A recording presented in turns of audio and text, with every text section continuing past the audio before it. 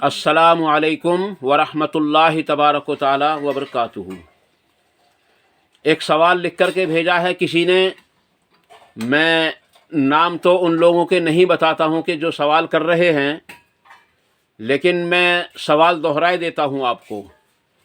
وہ سوال یہ ہے کہ کیا زندہ عورت اپنے مردہ شوہر کو دیکھ سکتی ہے، ہاتھ لگا سکتی ہے، غسل دے سکتی ہے، یا زندہ مرد اپنی مردہ بیوی کو دیکھ سکتا ہے، چھو سکتا ہے، ہاتھ لگا سکتا ہے، غسل دے سکتا ہے؟ یہ مسئلہ عزیز دوستو بڑا اہم ہے جو شریعت میں چل رہا ہے۔ ہمارے یہاں ایک جماعت تو ایسی ہے کہ اس نے بالکل اس مسئلے پر جھوٹ گھڑا ہوا ہے، کیونکہ جس مسئلے کو وہ بیان کرتے ہیں وہ کہیں قرآن کریم کے اندر یا کسی بھی حدیث کے اندر موجود ہے ہی نہیں۔ البتہ ان کے بزرگوں نے اور ان کے بڑوں نے اس مسئلے کو اپنی طرف سے گھڑ کر کے یہ کہہ رکھا ہے کہ جب آدمی کی یا عورت کی روح نکل جاتی ہے تو اس سے جو منسلک ہوتا ہے اس کا نکاح خود بخود ٹوٹ جاتا ہے۔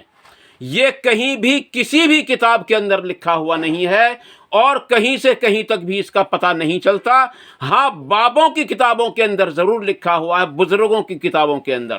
لیکن نہ کسی قرآن کریم کی آیت سے اس کا پتہ چلتا ہے، اور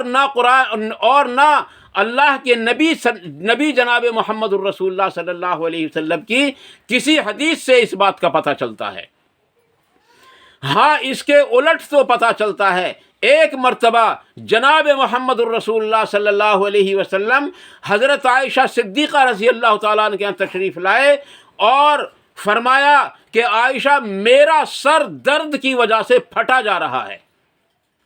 یہ بات سن کر حضرت عائشہ صدیقہ رضی اللہ تعالیٰ عنہ نے عرض کی، یا رسول اللہ صلی اللہ علیہ وسلم، میرے سر میں بھی شدید درد ہے، میرے سر میں بھی شدید درد ہے۔ تو آپ صلی اللہ علیہ وسلم نے ارشاد فرمایا کہ عائشہ، تو بڑی خوش نصیب ہوگی، تم بڑی خوش نصیب ہوگی کہ اگر تم میری موجودگی میں انتقال کر گئیں تو میں محمد الرسول اللہ صلی اللہ علیہ وسلم تم کو اپنے ہاتھ سے غسل دوں گا، تم کو اپنے ہاتھ سے کفن پہناؤں گا، اور اس طرح کی فضیلت بیان کی۔ لیکن حضرت عائشہ، کیونکہ وہ میاں بیوی کا معاملہ تھا، آپس میں باتیں کر رہے تھے، حضرت عائشہ صدیقہ رضی اللہ تعالیٰ عنہ نے بھی اسی انداز میں عرض کی، یا رسول اللہ، اس کا مطلب یہ ہے کہ آپ صلی اللہ علیہ وسلم میرے مرنے سے خوش ہیں؟ اس کا مطلب یہ ہوتا ہے؟ حالانکہ ایسا نہیں تھا، بلکہ میاں بیوی میں جو باتیں جو گفتگو ہوتی ہے وہ اسی طرح کی ہوتی ہے۔ اگرچہ کچھ لوگوں کو اس حدیث کے اوپر کلام ضرور ہے کہ وہ کہتے ہیں کہ اس حدیث کی سند صحیح نہیں یا اس کو ضعیف بتاتے ہیں، لیکن جو لوگ اس مسئلے کو بیان کرتے ہیں کہ مرنے کے بعد نکاح ٹوٹ جاتا ہے، ان کے یہاں یہ حدیث صحیح ہے، اور میرے نزدیک بھی یہ حدیث بالکل صحیح ہے۔ میں اس حدیث کو بالکل صحیح مانتا ہوں۔ دوسرے ایک اور حدیث ہے، ہاں میں آپ کو ایک مسئلہ اور بتلا دوں۔ اگر آپ یہ کہتے ہوں، کچھ لوگوں کو میں نے کہتے ہوئے سنا ہے کہ کچھ چیزیں اللہ کے نبی جناب محمد الرسول اللہ صلی اللہ علیہ وسلم کے لیے خاص تھیں جو عام امت کے لیے نہیں تھیں۔ واضح رہے، جو چیزیں خاص تھیں اللہ کے نبی صلی اللہ علیہ وسلم کے لیے، جیسا کہ پے در پے روزے رکھنا، آپ نے اسی وقت فرما دیا تھا کہ جو معاملہ اللہ کے یہاں میرا ہے وہ آپ لوگوں کا نہیں ہے، کہ اللہ تعالیٰ مجھے رات کو کھلاتا پلاتا بھی ہے۔ تو پتہ چلا پے در پے روزے رکھنا یہ نبی علیہ السلام کی شان تھی، لیکن ہم نہیں رکھ سکتے، اور ہمارے لیے اجازت بھی نہیں، کیونکہ نبی صلی اللہ علیہ وسلم کے لیے خاص بات تھی یہ۔ دوسرے ایک اور نبی اکرم صلی اللہ علیہ وسلم سے پوچھا گیا، یا رسول اللہ صلی اللہ علیہ وسلم، آپ تو بتلاتے ہیں وتر کے بعد کی 2 نفل کو آپ تو بیٹھ کر کے پڑھتے ہیں، لیکن آپ تو یہ بتلاتے ہیں کہ ثواب آدھا رہ جاتا ہے۔ تو آپ نے فرمایا کہ اللہ تبارک و تعالیٰ کے یہاں میرا معاملہ اور ہے اور تمہارا معاملہ اور ہے کہ میں اگر یہ نفل بیٹھ کر کے بھی پڑھوں تو میں ثواب پورا پاؤں گا۔ ایک بات تو یہ واضح رہے کہ ان چیزوں کو اللہ تبارک و تعالیٰ کے نبی جناب محمد الرسول اللہ صلی اللہ علیہ وآلہ وسلم نے اسی وقت صاف کر دیا تھا۔ اور اگر کوئی یوں بھی کہتا ہو کہ یہ نبی صلی اللہ علیہ وسلم کے ساتھ خاص تھی، تو ہم حضرت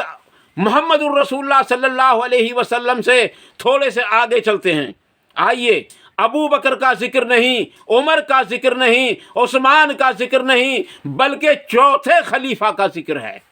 چوتھے خلیفہ کا ذکر۔ اور نبی اکرم صلی اللہ علیہ وسلم کی وفات کے تقریباً 6 ماہ کے بعد کا ذکر ہے۔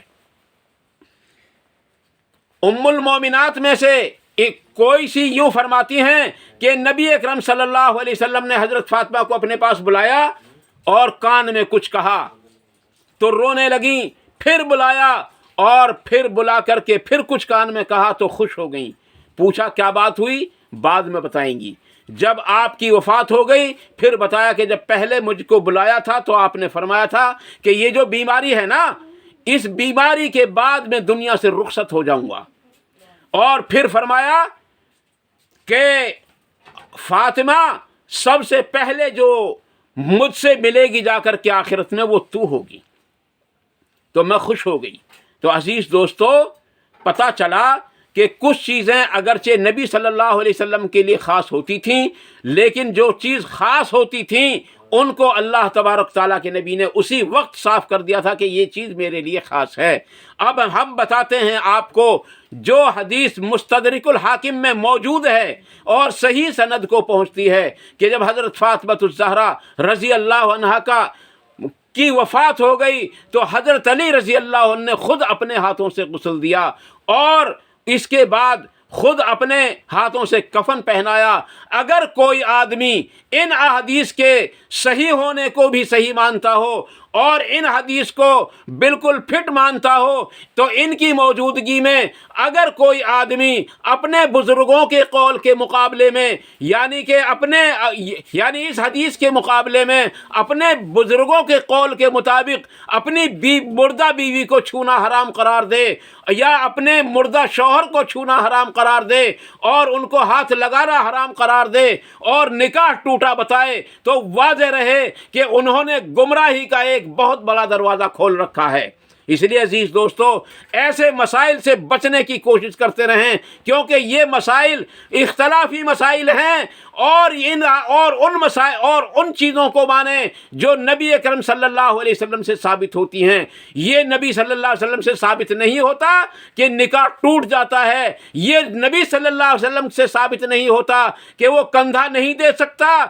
یہ نبی صلی اللہ علیہ وسلم سے ثابت نہیں ہوتا کہ وہ غسل نہیں دے سکتی یا غسل نہیں دے سکتا یا چھو نہیں سکتی یا چھو نہیں سکتا یا کفنا نہیں سکتی یا کفنا نہیں سکتا۔ یہ نبی صلی اللہ علیہ وسلم سے ثابت ہوتا ہی نہیں، بلکہ حضرت عائشہ رضی اللہ تعالیٰ عنہ سے تو یہ بھی سوال کر دیا گیا تھا کہ جب تمہیں معلوم تھا تو پھر تم نے غسل کیوں نہیں دیا تھا محمد رسول اللہ صلی اللہ علیہ وسلم کو بھی؟ تو آپ نے فرمایا کہ اس وقت میں غمگین تھی، اس لیے میں یہ ساری بات آپ سے کہہ نہ سکی۔ البتہ اپنے مردہ شوہر کو غسل دینا عورت کے لیے جائز ہے اور اپنی مردہ بیوی کو غسل دینا شوہر کے لیے جائز ہے، اور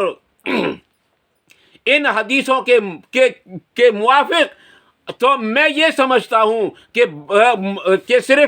کہ صرف جائز ہی نہیں بلکہ افضل ہے۔ اللہ تعالیٰ عمل کی توفیق عطا فرمائے، اور جذبات میں اگر کوئی بات نکل گئی ہو تو اسے معاف فرمائے اور حق بات کو ہمارے دلوں کے اندر راسخ فرمائے اور ہمیں جاہلانہ مسائل سے ہم سب کی حفاظت فرمائے اور قرآن و حدیث پر عمل کرنا آسان بھی فرمائے، اس پر عمل کرنے کے موقع بھی عطا فرمائے اور اس پر عمل کرنے کی توفیق بھی عطا فرمائے۔ وآخر دعوانا ان الحمدللہ رب العالمین، والسلام علیکم ورحمۃ اللہ تبارک و تعالی وبرکاتہ۔